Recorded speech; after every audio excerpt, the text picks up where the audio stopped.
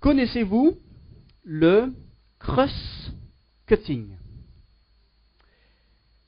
C'est un montage parallèle que vous retrouvez dans pas mal de films, notamment dans les blockbusters comme Batman, ou alors vous avez pareil pour Harry Potter, ou même Le Seigneur des Anneaux.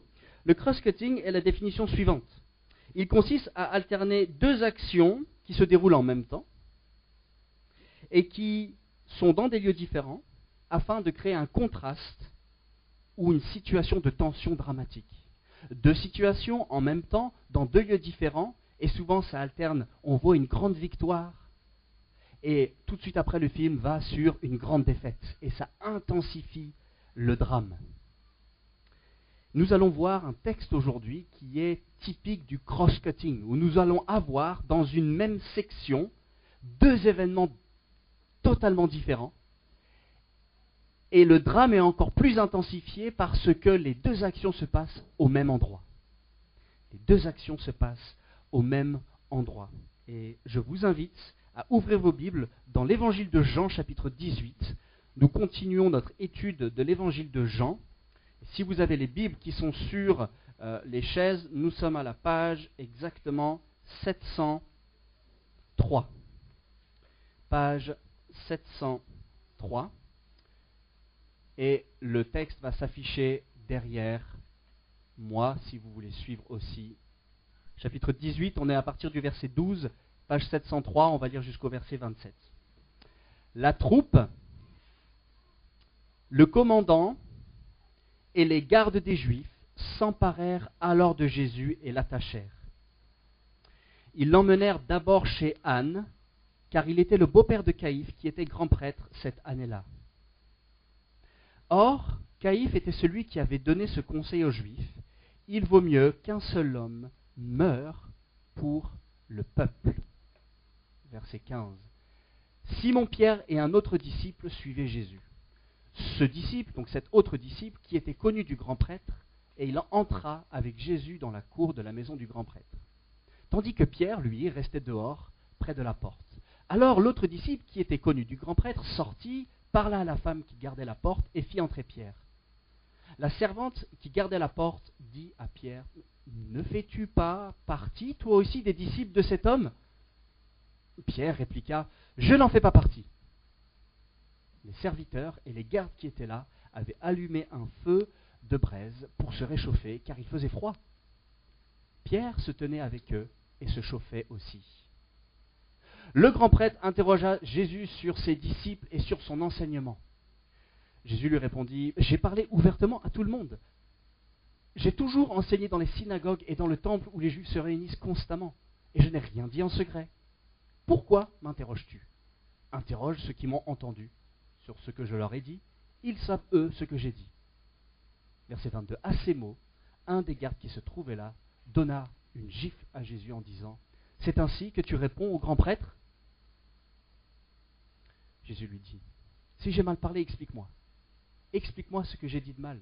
Et si j'ai bien parlé, pourquoi me frappes-tu » Alors Anne l'envoya attaché à Caïphe, le grand prêtre. Simon, Pierre, était là et se chauffait. Et on lui dit, « Ne fais-tu pas partie, toi aussi, de ses disciples ?» Il le nia et dit, « Je n'en fais pas partie. » Un des serviteurs du grand prêtre, un parent de celui à qui Pierre avait coupé l'oreille, dit, « Ne t'ai-je pas vu aussi dans le jardin ?» Pierre le nia de nouveau, et aussitôt un coq chanta. Jusqu'ici la parole de Dieu. Vous avez vu les deux tableaux? Le montage parallèle. Nous avons le procès du verset 12 au verset 14, le reniement du verset 15 au verset 18. On retourne sur le procès du verset 19 au 24, et on retourne et on finit sur le reniement du verset 25 au 27. Là, c'est la structure qui va nous suivre ce matin pour bien suivre ce qui se passe dans ce montage parallèle, ce drame, la tragédie qui est mise en lumière par un Jésus qui triomphe dans un procès injuste et Pierre qui fait un naufrage dans un reniement catastrophique. Le procès injuste et le reniement catastrophique, mais à la fois rédempteur, c'est ce que nous allons voir. On voit aujourd'hui dans ce passage Jésus dans sa gloire, qui se base sur la vérité, et on voit Pierre en grand naufrage qui ment. La sainteté de Jésus et la fébrilité de Pierre, ce sont les deux tableaux qui sont devant nous. Et dans l'évangile de Matthieu, si vous voyez au chapitre 26 de mémoire, ces deux scènes sont sur deux textes différents. Donc Matthieu l'évangéliste a isolé le procès et isolé de l'autre côté le reniement, alors que Jean l'écrit étant simultanément en même temps, et ce qui est exactement plus naturel de faire. Ces deux récits sont juxtaposés, cela donne une dynamique assez unique dans le texte. Et alors que nous sommes au chapitre 18, j'aimerais prendre un peu 2 petites minutes avec vous pour récapituler ce qu'on a vu jusque-là. Le chapitre 13 et 19 relatent des événements qui se passent moins de 24 heures avant ce reniement. Chapitre 13 à 17 se passe moins de 24 heures avant cette arrestation et ce reniement. Jésus prend ses disciples dans la chambre haute à partir du chapitre 13 et il enseigne des éléments fondamentaux de la vie de disciple. J'en cite quelques-uns, éléments fondamentaux de la vie de disciple. Le lavement des pieds, l'humilité comme signe distinctif du disciple. Alors que les disciples cherchaient quoi? La couronne. On veut être les premiers. C'est qui va être à ta droite, Jésus? Moi j'ai envie d'être le important, j'ai envie d'être vu sur la photo. Et Jésus leur donne une serviette pour laver les pieds de son prochain. Ensuite, il y a l'instauration du repas du Seigneur dans ces chapitres. Là où on voit qu'il y a un repas qui symbolise cette mort et cette résurrection, le sang et le corps du Christ. Dans le chapitre 13 à 17, il y a la promesse du Consolateur, le Saint-Esprit, Dieu en personne qui va venir habiter en nous, faire sa demeure. Chapitre 13 à 17, il y a aussi le vrai cep, et que nous sommes greffés en lui. Nous n'avons pas la vie en nous, c'est lui qui a sa vie, et la vie découle en nous. Et la semaine dernière, nous avons vu l'arrestation. Et si vous vous souvenez, si vous étiez là, on voit que Jésus montre sa souveraineté et sa puissance, premièrement dans le décor qui est planté dans l'arrestation, deuxièmement dans l'agonie de Jésus dans son arrestation, et troisièmement dans la confrontation de Jésus avec les autorités qui viennent l'arrêter. Rappelons-nous ce que le chapitre 18, verset 4 nous dit. Jésus sait toutes choses. Il sait tout ce qui va lui arriver. Il n'est pas hors de contrôle, il n'est pas pris de court. Et dans ce passage du jour, alors que nous arrivons maintenant au début du procès injuste et du reniement, il y a ces deux choses à souligner. Le péché de Pierre de renier son Dieu et Maître par la peur de l'homme, la lâcheté et même la fierté. Et de l'autre côté, la grâce de Dieu qui resplendit en Jésus, qui au moment d'être renié, couvre ses péchés même, en allant à la croix pour lui. Voyons ensemble comment cela se passe dans notre texte. On a tout d'abord le procès injuste de Christ. Chers amis, ici nous n'avons pas un procès. Nous n'avons pas un procès. Nous avons un interrogatoire véreux, illégitime, mais prévu dans la souveraineté de Dieu. Rentrons dans ce procès comme une grande injustice. Et je vais vous montrer pourquoi. Si vous avez déjà vécu une injustice, ça doit sonner très fort dans votre cœur. C'est pas comme ça que ça aurait dû se passer. C'est pas juste. Et ce procès est extrêmement injuste. Les raisons de l'interrogatoire et l'interrogatoire en lui-même. Dans ce procès ou cet interrogatoire, il y a plusieurs raisons. On a tout d'abord un Jésus qui dérange. Jésus a dérangé quand il est venu sur terre. On pense souvent que Jésus c'est douceur, amour, grâce, tout le monde il est gentil, tout le monde il est frère. Ah, pas du tout. Jésus est venu, il a dérangé. Il dérange le système juif mis en place sous la tutelle romaine. Alors un peu de contexte historique. Les autorités juives sont sous la domination romaine, n'est-ce pas? La plus grande peur des autorités juives, c'est que le Romain se retourne contre eux et les renverse totalement. Et les autorités juives s'amadouent un petit peu les Romains, en quelque sorte leur font du pied pour qu'ils deviennent leurs amis. Par exemple, le système de taxation, où il y a comme des traîtres parmi les Juifs qui viennent récupérer l'argent des Juifs pour les donner aux Romains. Et les Juifs vivent ça comme une trahison, que certains travaillent pour les Romains. Tout simplement parce que les autorités juives se disent « Attention, il faut qu'on soit bien vu, il ne faut pas faire de vagues. » Et Jésus arrive, et qu'est-ce qu'il fait avec tout ce système-là, gouverné par les pharisiens? Il montre l'hypocrisie. Il montre l'hypocrisie. Et comment réagit le peuple? Mais Jésus, il est super en fait. Il est incroyable ce Jésus. Et ce peuple aime ce personnage. Ce peuple aime Jésus. Et les Juifs ont donc peur d'une révolution, n'est-ce pas? Ils se disent, mais si le peuple suit Jésus et plus notre système mis en place, gros problème. Et par conséquent, ils ont peur que les Romains viennent purger tout le peuple juif. Et donc, ils voient une révolution se mettre en place par Jésus. Et l'apogée de cette crainte arrive lorsque Jésus rentre dans Jérusalem sur un âne. L'apogée arrive à ce moment-là. Et résultat, il faut trouver un moyen d'arrêter Jésus, trouver un moyen d'un procès illégitime, et c'est ce que le verset 12 à 14 nous dit. La troupe, le commandant, les gardes, s'emparèrent de Jésus, le lièrent et l'emmenèrent d'abord chez Anne, et ensuite chez Caïphe. Et Caïphe avait prophétisé quoi? Relisez avec moi au verset 14. Il vaut mieux qu'un seul homme meure pour tout le peuple. Il vaut mieux qu'un seul homme meure pour tout le peuple. D'où vient cette parole prophétique? Prenons ensemble Jean, chapitre 11, versets 47 à 53. Qu'est-ce qui se passe au chapitre 11 dans l'évangile de Jean? Jésus ressuscite Lazare. Et quand Jésus ressuscite Lazare, c'est un miracle comme nul autre n'a fait. Jésus a pouvoir sur la vie même et sur la mort. Et ça gêne les responsables juifs. Et donc qu'est-ce qu'ils se disent? Au chapitre 11 que nous allons lire maintenant, il faut faire quelque chose. Verset 47 du chapitre 11, c'est à la page 697. Alors les chefs des prêtres et les pharisiens rassemblèrent le Sanhédrin et dirent, qu'allons-nous faire? En effet, cet homme, il parle de Jésus, fait beaucoup de signes miraculeux. Si nous le laissons faire, tous croiront en lui, et les Romains viendront détruire notre ville et notre nation. Leur plus grande peur, elle est là. Si tout le monde suit Jésus, ils vont nous détruire. L'un d'eux, Caïphe, qui était grand prêtre cette année-là, leur dit, mais vous n'y comprenez rien. Vous ne réfléchissez pas qu'il est dans notre intérêt qu'un seul homme meure pour le peuple et que la nation toute entière ne disparaisse pas. Or, il ne disait pas cela de lui-même, mais comme il était grand prêtre cette année-là, il prophétisa que Jésus devait mourir pour la nation. Ce n'était pas pour la nation seulement, mais aussi afin de réunir en un seul corps l'Église, les enfants de Dieu dispersés, entre guillemets, dans toutes les nations. Qu'est-ce qui se passe dans ce passage? On voit très bien que les Juifs sont dérangés et que par Caïphe, le souverain sacrificateur, ils se disent on va épargner le peuple et on va prendre Jésus, et si on le tue lui, il n'y aura plus de révolution, tout le peuple va vivre, l'équation se vaut, ça passe et on va faire ça. Donc ils envoient un commandant.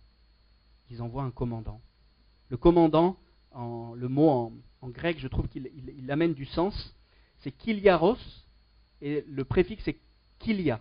Et kilia, on a kilo. Et kilo, c'est 1000 grammes. Et en fait, un commandant était chef de 1000 personnes. Donc potentiellement, devant Jésus, dans le jardin, il y avait entre 500 et 1000 personnes qui attendaient Jésus pour l'arrêter. Imaginez la scène. 1000 personnes qui viennent chercher Jésus. Et qu'est-ce qu'ils font? Ils le lient. L'évangile de Matthieu dit « tenez-le fermement ».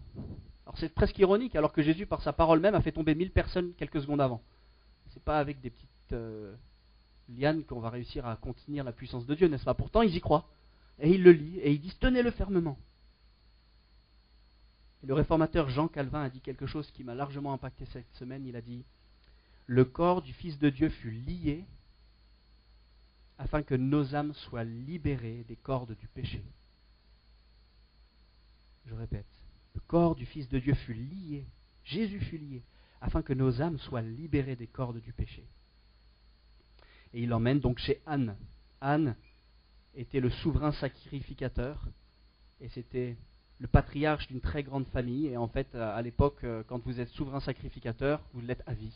Si vous regardez l'Ancien Testament, votre titre est gardé à vie. Donc même si vous n'êtes pas en fonction au moment même, vous êtes quand même le titre de souverain sacrificateur. Pensez au président, même s'ils ne sont plus en fonction, on appelle président un tel, président un tel. Donc ce n'est pas un souci d'appeler quelqu'un souverain sacrificateur s'il ne l'est pas au moment même. C'est pour ça qu'il y en a deux en fait dans le texte. On dit, inconsistance, non, ça s'explique, c'est un titre qui est à vie. Et résultat, on a un Jésus qui dérange pour raison de l'interrogatoire. Deuxièmement, on a un Jésus qui se fait égal à Dieu. C'est pas qu'il vient mettre en cause le système mis en place, c'est qu'il vient se dire « je suis Dieu ». Je suis Dieu en personne. Je suis Dieu même et je suis venu pour montrer qui il est.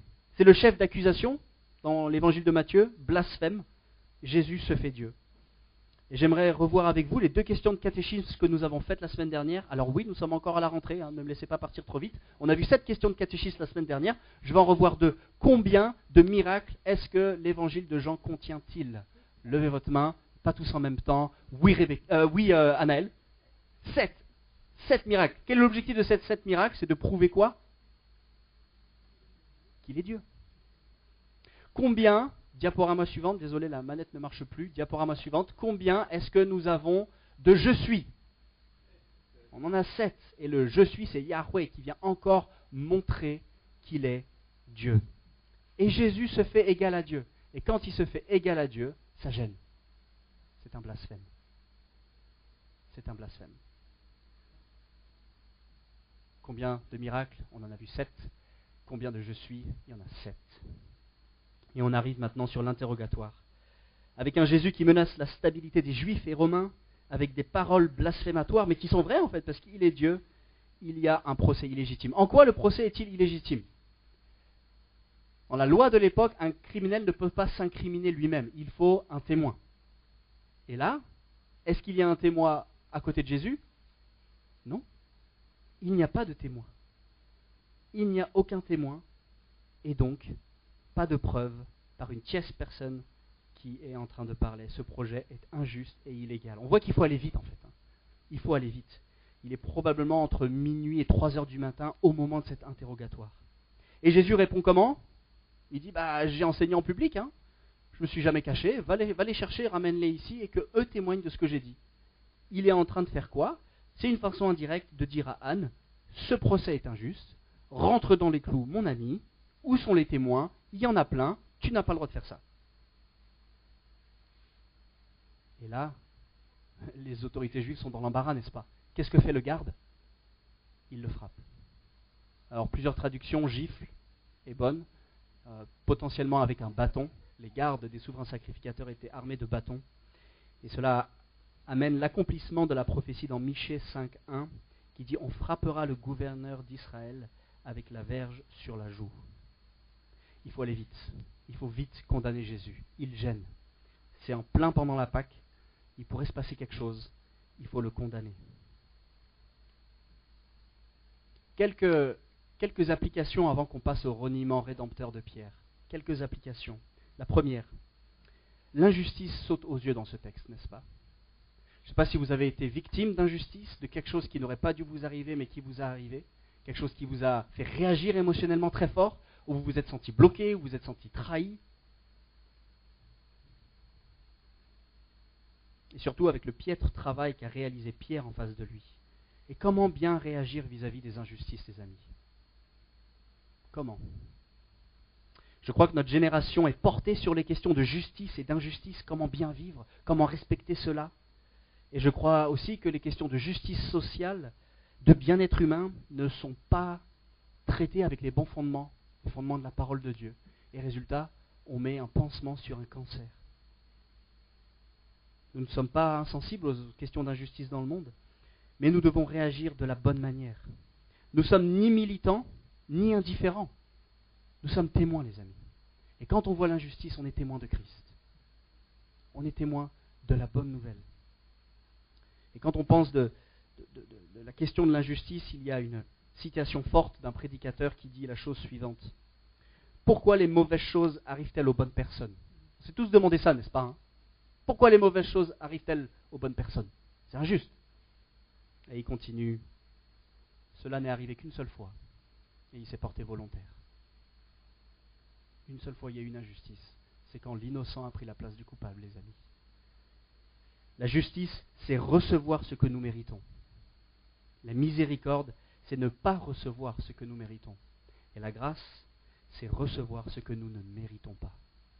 Et on a un Dieu de grâce qui a pris sur lui l'injustice, la honte, le péché, et nous montre comment nous pouvons interagir avec les temps d'injustice. Comment il fait Jésus? Deuxième application sur cette première partie, il rétablit la vérité. Alors que Pierre ment, on le verra dans quelques secondes, lui, Jésus fait appel au vrai. Mais il est écrit, c'est comme ça qu'on devrait faire. Faire appel au vrai. Et on vit, je pense aussi dans notre génération, dans un temps où le vrai est complètement bouleversé, n'est-ce pas? Qu'est-ce qui est vrai? Qu'est-ce qui est vrai? avec les médias et les fake news. Non, mais là c'était faux, puis en fait finalement c'était vrai. Qui est l'ennemi? Qui est l'ennemi? Il y en a qui disent que c'est eux, il y en a qui disent que qu'est-ce qui est vrai? Plus proche d'ici. Qui ne vous dit pas que ce que je viens de dire depuis 20 minutes ou 15 minutes a été généré par l'IA? Et que l'intelligence artificielle vient de produire un message et que peut-être vous croyez que c'est moi alors qu'en fait je vous mens? Je vous rassure, je n'ai pas utilisé l'IA. En fait, pas de souci à utiliser l'IA, mais on le dit quand on l'utilise. Sinon vous croyez que c'est vrai et c'est une tromperie.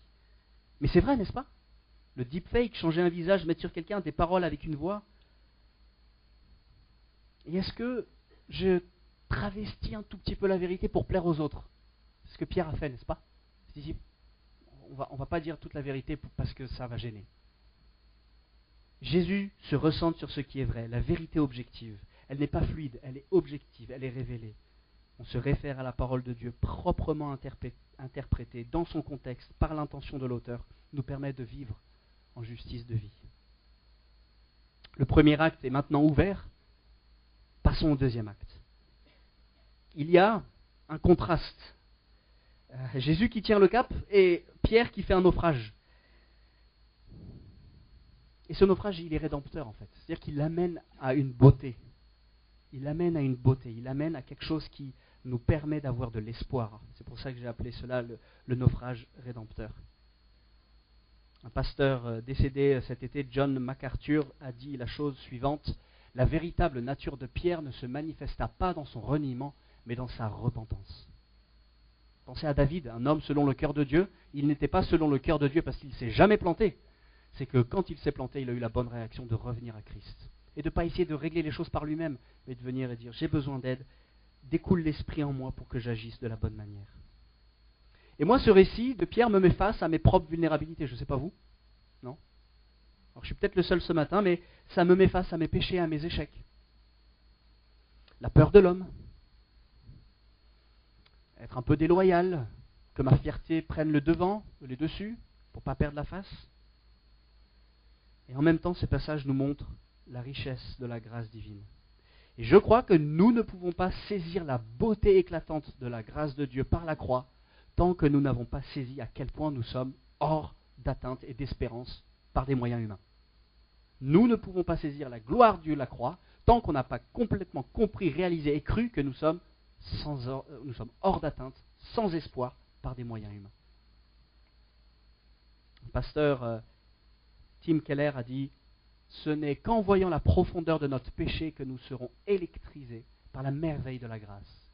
Et il prie et il dit: Seigneur, plus les ténèbres sont profondes, plus les étoiles sont visibles et belles. Plus j'avoue mon péché, plus ta grâce devient réalité, plutôt qu'une idée abstraite. Alors seulement ta grâce m'humilie, m'affermit, me purifie et me façonne. En fait, j'ai envie qu'on rentre dans ce reniement en se disant: mais en fait, j'aurais fait pire, en fait, peut-être que Pierre. Je ne sais pas vous. J'aurais fait pire, peut-être. Et dans ce reniement catastrophique, cela mène Pierre à contempler Christ. Et il y a un décor du reniement et le reniement lui-même. Le décor du reniement, voyez avec moi. Qui fait rentrer Pierre dans la cour? Vous avez vu, il y a une question d'une cour et une question de l'extérieur. Entrer, sortir. Qui est dans la cour et qui est disciple que Jésus? Il spécifie le disciple que Jésus aimait. Très probablement c'est Jean, l'auteur de l'évangile.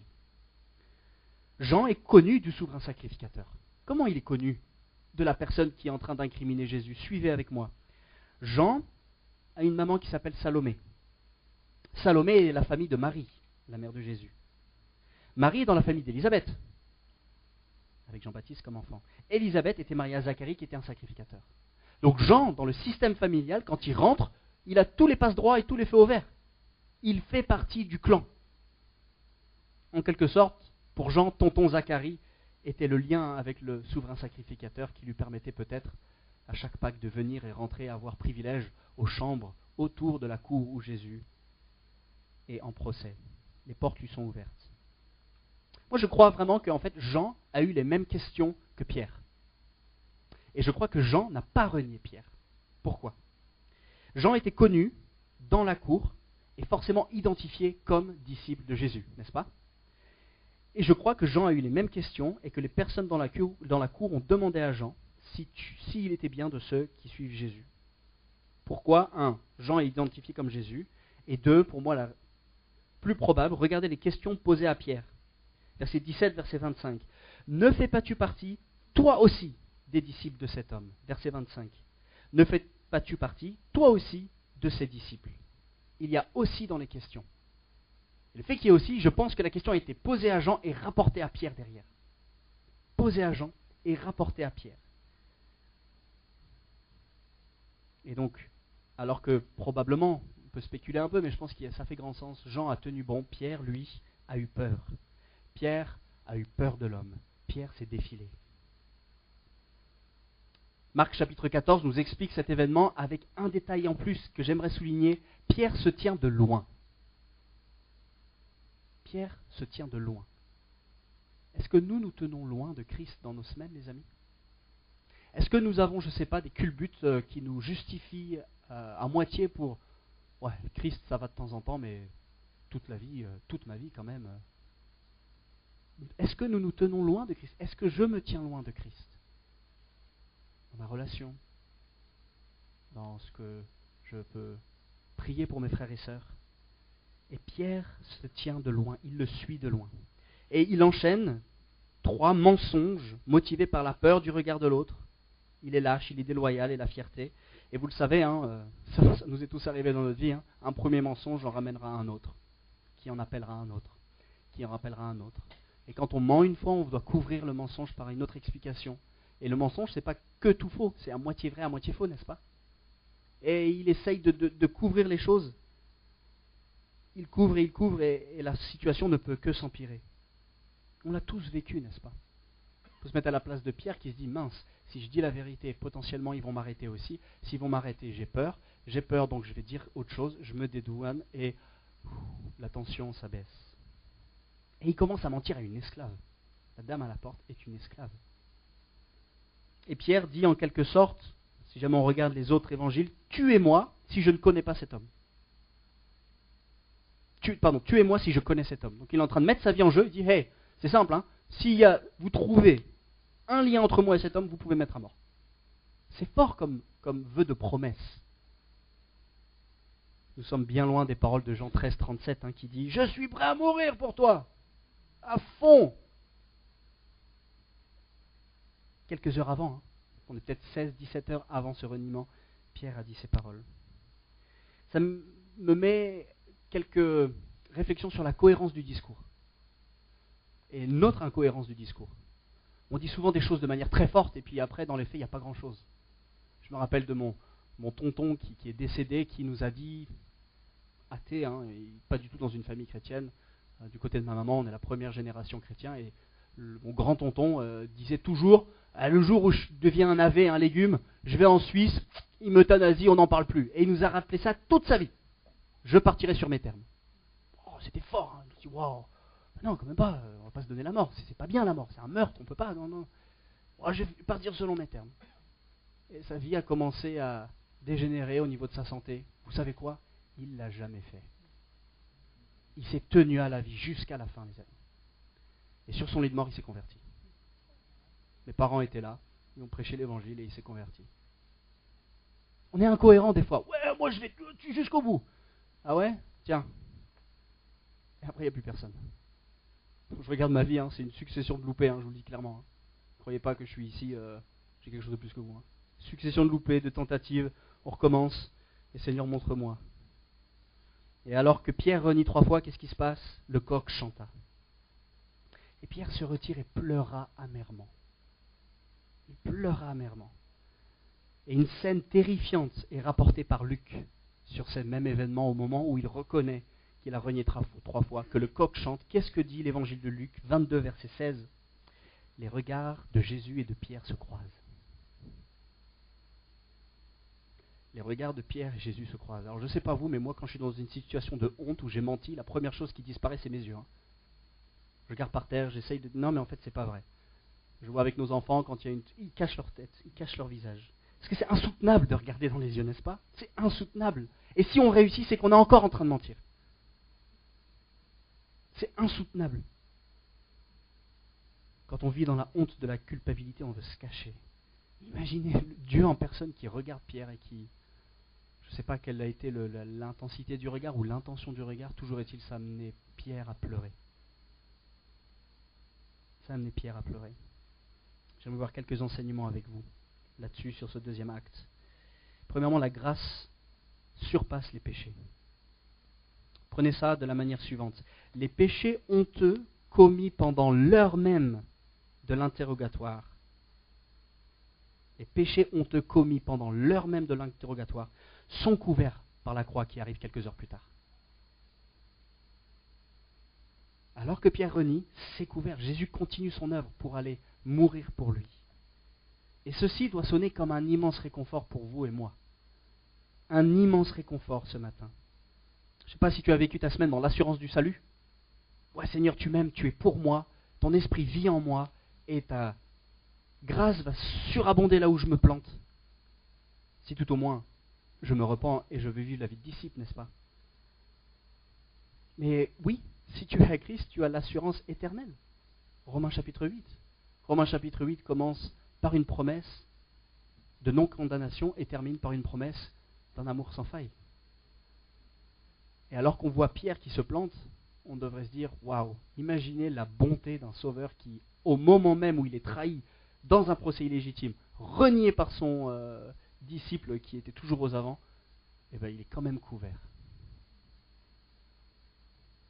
Il est quand même couvert. Ça me rappelle la question du catéchisme qu'on a vu la semaine dernière. Quel est l'objectif de l'évangile selon Jean? Et c'est pour ça qu'on le lit, et c'est pour ça que notre objectif c'est de s'enraciner en Christ. L'objectif il est au chapitre 20. Il est écrit pour que nous croyions, et qu'en croyant nous ayons la vie éternelle. Si jamais on étudie l'évangile de Jean et on n'arrive pas là-dessus, on se plante d'objectif. Nous avons en Christ, par le sang de l'agneau, par l'alliance, à la croix, une assurance éternelle qui nous réconforte. Deuxième réflexion et enseignement sur ce sujet-là. Quand on voit le péché de Pierre, on se dit, la croix est nécessaire pour nettoyer et purifier, n'est-ce pas? Ce n'est pas normal de voir un bon ami trahir à ce point. Ça sonne comme un bug dans le système, n'est-ce pas? Et c'est ce qu'on appelle le péché. Le péché, c'est un truc qui ne va pas. Il y a la souffrance qui est un bug dans le système, mais c'est la trahison. C'est les moqueries. Et ce que Pierre fait, c'est mal, et ça nous fait mal. Et dans un monde qui ne connaît pas le péché, ou qui ne veut pas reconnaître le péché, n'est-ce pas? Si jamais vous dites péché à vos collègues, qu'est-ce qu'on dit? C'est quoi? Ou ça n'existe pas. N'est-ce pas? Vous me suivez? Ou alors les gens dans vos entourages disent, ouais, le péché, ouais, c'est pas bien. Personne ne reconnaît le péché. Pourtant, il y a quelques années, il y avait un panel de discussion avec plusieurs pasteurs et une personne qui posait des questions aux pasteurs. Les questions venaient de l'assemblée. Et une des questions au pasteur, c'était, mon cousin ne reconnaît pas que le péché est réel dans le monde. Comment je lui explique? Vous savez c'était quoi la réponse du pasteur? Il dit, vole son portefeuille. Tu verras que le péché c'est réel. Le péché c'est grave. Et le péché doit être traité. Nous voyons que le péché dans ce texte nous mène à voir que la croix est nécessaire dans notre monde. Regardez notre génération, notre société. C'est la croix qui va régler les choses. L'insécurité que nous vivons, l'avancée progressiste vers un avortement sans faille, une euthanasie approuvée, les tromperies, les abus. Le monde a besoin de Jésus. Le monde est sans boussole. Et la croix doit être proclamée sur nos bouches, dans nos églises et dans nos activités. Troisièmement, l'incohérence des propos, on en a déjà parlé. Pierre a deux discours, c'est pas clair sa vie. Tuez-moi si je le connais, et je suis prêt à mourir pour toi. C'est pas possible. Il y a une incohérence. Et ne soyons pas pareils. Ayons des propos cohérents, soyons intègres, soyons prévisibles, que notre oui soit oui, que notre non soit non. Et il y a des fois des facteurs extérieurs qui nous mènent à réorienter nos vies, pas de souci, mais que notre oui soit oui et que notre non soit non. Parce que c'est très difficile quand on voit, par exemple, une personne comme Pierre, qui pourrait être très très prometteur. Et Pierre, très très prometteur. Et à l'instant T, il n'y a plus rien. Mais l'histoire nous montre que, plus tard, c'est lui qui va ouvrir le salut à la Pentecôte par l'Esprit. C'est lui qui va être un vecteur pour la puissance du début de l'Église, dont nous sommes 2000 ans plus tard encore présents, et à être sur les épaules de tant de personnes qui ont vécu avant nous. Mais là, il y a une grosse incohérence, les amis. Concluons ensemble. Notre Dieu nous communique aujourd'hui par sa parole que nous ne sommes peut-être pas aussi bons, aussi forts que nous le croyons. Nous sommes souvent de bonne volonté, mais la chair est faible. Notre péché, notre fierté, le regard de l'autre passe souvent par-dessus, et le peu de concret nous rattrape. Et je vous propose en fait de nous remettre à niveau dans le temps de conclusion et le temps de réflexion après par la prière, par la scène, de nous remettre à niveau, de nous considérer tels que nous sommes dans toutes nos faiblesses et à la fois de la manière dont Dieu nous aime réellement. Prenons Romains chapitre 12. Prenons Romains chapitre 12 à partir du verset 3. J'aimerais le lire parce que je trouve que ça illustre bien l'attitude que Christ veut créer en nous et qui a comme impact clair, concret autour de nous. Romains chapitre 12, versets 3 à 8. Par la grâce qui m'a été donnée, je dis à chacun de vous de ne pas avoir une opinion trop haute de lui-même, mais de garder des sentiments modestes, chacun selon la mesure de foi que Dieu lui a donnée. En effet, de même que nous avons plusieurs membres dans un seul corps et que tous les membres n'ont pas la même fonction, de même, nous qui sommes plusieurs, nous formons un seul corps en Christ, et nous sommes tous membres les uns des autres, chacun pour sa part. C'est fort comme en Romains dit, sentiments humbles les uns avec les autres, fonctionnalité dans le corps de Christ. Pierre s'est dit, moi je vais terrasser les 1000 personnes devant moi. Je vais essayer de couper une oreille, je vais rentrer par derrière avec Jean, et au moment où il fallait tenir bon, il a menti et il s'est défilé. Ici, l'humilité nous mène à prendre place. Nous avons des dons différents, selon la grâce qui nous a été accordée. Si quelqu'un a le don de prophétie, encouragement qu'il exerce en accord avec la foi. Si quelqu'un est appelé à servir, qu'il le consacre à son service. Que celui qui enseigne se donne à son enseignement. Celui qui a le don d'encourager à l'encouragement. Que celui qui donne le fasse avec générosité. Qui préside avec zèle. Celui qui exerce la bienveillance le fasse avec joie. Notre attitude d'humilité nous mène à être laveurs de pieds les uns aux autres dans l'assemblée. Mais on est si souvent incohérents, n'est-ce pas? Et j'aimerais vous lire une petite histoire vraie de peut-être l'homme le plus brillant et le plus intelligent qui n'ait jamais existé. Il est né aux États-Unis. À 18 mois, il lisait le New York Times. Quand il avait 3 ans, son père lui a appris l'alphabet grec. Et il a appris à lire le poète Homère, en grec bien sûr. En même temps, il s'est enseigné lui-même le latin. À 5 ans, il a écrit un traité sur l'anatomie. À 6 ans, il parlait 7 langues couramment. À 7 ans, il a passé le concours d'entrée à Harvard en médecine. À 8 ans, le concours de MIT. À 9 ans, il était officiellement inscrit à Harvard, mais trop jeune pour pouvoir participer. Il est rentré officiellement à 11 ans. Il a été diplômé de Harvard à 16 ans et il enseignait comme professeur à mi-temps à l'âge de 16 ans. Son QI était entre 250 et 300. Rappelez-vous que Einstein avait un QI de 200. Et c'est qui? Histoire vraie. Cette personne s'appelle William Sidis. Peut-être l'homme le plus inconnu des connus, ou le plus connu des inconnus. Si prometteur! 7 langues à 6 ans. MIT à 7, 8 et 9 ans. Que va-t-il faire dans sa vie, cette personne-là? Il va révolutionner la Terre, n'est-ce pas? Comment ça se fait que vous n'avez jamais entendu parler de William Sidis? Il ne pouvait pas tenir. Il était tellement intelligent qu'en 24 heures, il pouvait apprendre n'importe quelle langue. Et il est mort en 1944 à l'âge de 46 ans. Qu'est-ce qu'il faisait? Il travaillait dans un petit bureau à New York. Il a accepté très peu de responsabilités. Il refusait plein d'opportunités. Et finalement, il est devenu un grand inconnu. Tout a si bien commencé pour ce William Sidis. Et pourtant, il est terminé comme étant un grand inconnu. Pierre, si l'histoire s'arrête là, est un grand inconnu. Mais Pierre est rattrapé par Christ. Et alors que Pierre est rattrapé par Christ, Pierre a servi. Et nous sommes appelés, chers amis, à nous servir les uns les autres.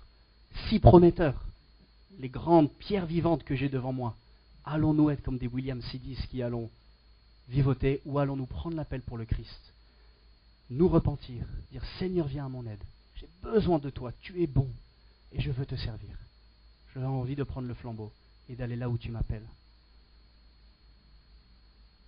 Alors que nous servons, nous ne le faisons pas pour régler notre salut, pour faire que Dieu nous aime plus. On le fait parce qu'il est digne. Et nous allons prendre ce repas du Seigneur où nous venons tout simplement capituler devant Dieu. Nous voulons lui demander de l'aide, nous voulons dire merci, nous voulons lui dire s'il te plaît. Et peut-être tu fais déjà plein de choses pour le Seigneur et dans ce cas-là, il faut prendre son temps tranquille. Peut-être justement, il faut se secouer et servir le Seigneur davantage. Je ne sais pas dans quelle catégorie vous êtes, mais prenez cela là où vous êtes. Et que nous soyons comme des pierres qui reconnaissons notre péché, qui pleurons amèrement et qui avançons pour être utilisés à la gloire de Dieu. Et pas comme un William Sidis, si prometteur, qui finalement a vivoté et n'a rien fait, et est tombé dans l'oubli. Je vais tout simplement laisser un temps de silence, et ensuite le repas du Seigneur va passer. Ce repas du Seigneur est instauré par Jésus lui-même. Dans la nuit où il fut livré, il prit du pain et le rompit et dit « Ceci est mon corps, prenez-le en mémoire de moi ». Et il prit la coupe qui dit « Ceci est la nouvelle alliance en mon sang. Faites ceci en mémoire de moi toutes les fois où vous en boirez.